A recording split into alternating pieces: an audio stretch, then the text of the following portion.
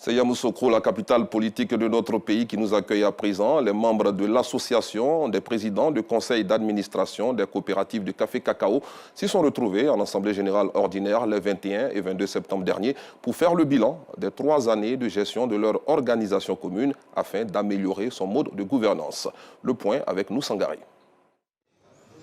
Venus de diverses villes productrices de café cacao, les présidents des coopératives de cette filière se sont retrouvés à Yamoussoukro, la capitale politique. Une rencontre pour faire le bilan de la gestion de leur organisation commune, ASPCACC, Association des présidents du conseil d'administration des coopératives de café cacao.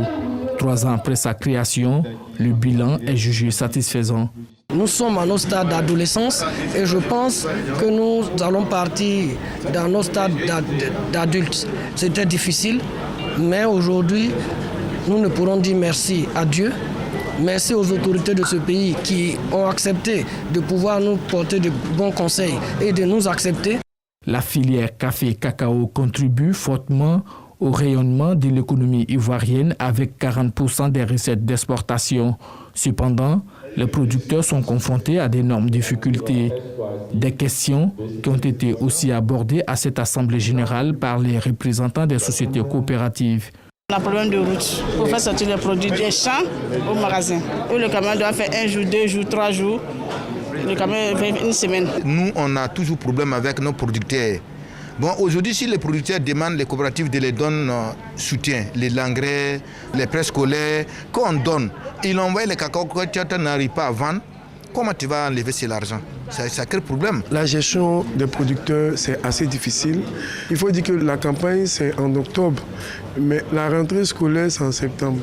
Donc, du coup, le producteur, ses besoins de scolarisation des enfants s'expriment avant qu'il n'ait l'argent.